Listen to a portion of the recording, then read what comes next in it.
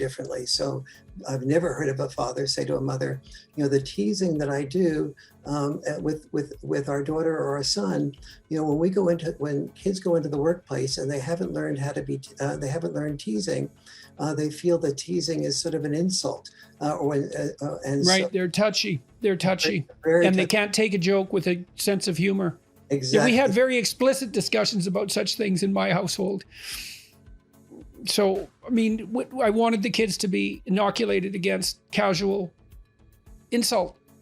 You have to take that with a sense of humor, or it just mounts. I've seen people who can't respond to that initial testing, and it's partly what people do to see if you're socialized. You see, because people want to socialize with people who are about as socialized as them. And so what they'll do first is throw out some teasing and see what happens. And if it evokes a playful response, then they know that the person that they're dealing with can be relied on to play and has been reasonably socialized. You're hitting the nail right on the head. The commerce of masculinity is the trading of wit-covered put-downs.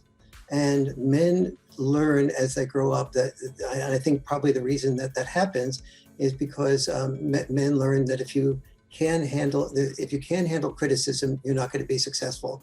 And if you're not going to be successful, you're also unpredictable, because it means that if something small and upsetting comes along, you're going to get big and upset. And that isn't what you want. You don't want someone who's going to get upset about something small. It's too dangerous in a crisis. Absolutely. And so from a male point of view, from most men's point of view, the feeling is if you can't be teased, you can't be trusted. Mm-hmm. Right, exactly. You can't be really respected. And here's the type of problems that creates in the workplace. So if you're a dad talking to the mom about teasing children, help her see how this evolves into the workplace. So in the workplace, a woman oftentimes may get teased, and she will interpret that teasing like, I see you have a new dress on. Did you get that to flirt with the boss? Or do you have, you're dressed, you must have dressed in the dark last night, something like that. That's something if you say it to a guy, they come back at you with some funny counter point, like, well, that would be typical for a short man to say. Version of that, and the men with each other, when they can tease each other like that and play with each other, that means that they're beginning to trust that man and move them into their league of people they can respect and trust. Whereas if the woman hears something like that comment, she might feel it means that she's being discriminated against in the workplace. So she takes that perspective and says... Now, that would be particularly true, I suspect, if she didn't have a lot of masculine presence in her life. Exactly. And she that girls who don't have brothers are much more likely to be raped. I didn't know that. That's interesting. And I do believe that. And because a lot of this does confirm a number of things that I've heard of people who are experts in that area.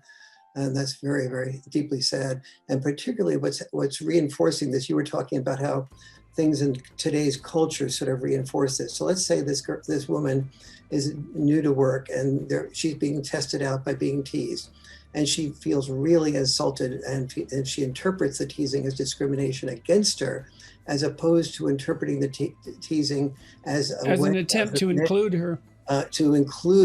Yeah, exactly. Precisely. So she goes to HR. It's an invitation to play. It's an invitation to play. It's an invitation to be if you're skilled at it, right? I mean, a tease can go too far and then it's insulting, but the really good tease is right on the edge, right? And then it's also a compliment to the person who's designed to receive it, because you're facing them with the proposition that they can tolerate a comment. They're sophisticated enough to know when a comment is right on the edge, and they're resilient enough to tolerate it and respond in kind. So it's a compliment of the highest order to push like that.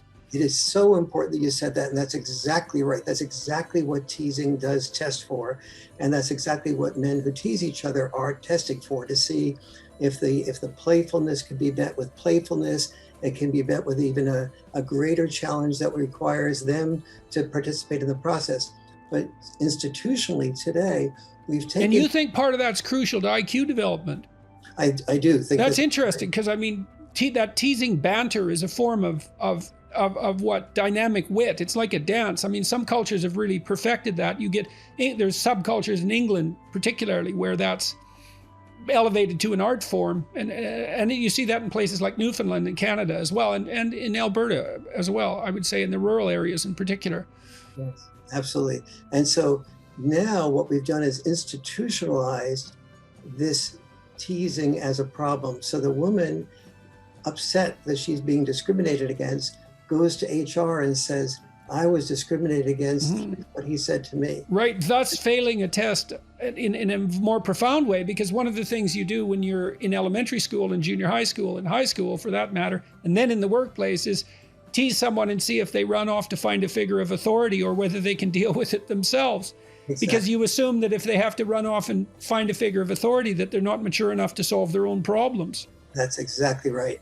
And so so the woman reports it to HR, and HR really is no longer HR. It really should be called HER, because it focuses almost always a complaint by the woman about usually a man.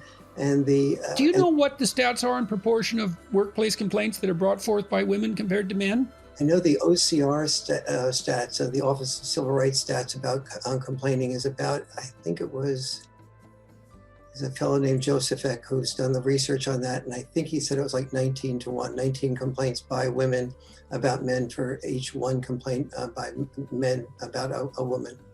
Right, and that's funny because, the men probably generate the grounds for complaints more often, being more disagreeable, and the women are more sensitive to the negative consequences, being less emotionally stable, more neurotic. So that's a place where men and women don't feed back so well to one another, and it's unfortunate, but that well, I have wondered, if men and women can inhabit the same workplace over time. We don't know that. I mean, I've been called reprehensible for even bringing that up as an issue, but it's not like we know. We haven't, the data aren't in. We've only been working together in some sense for 50 years.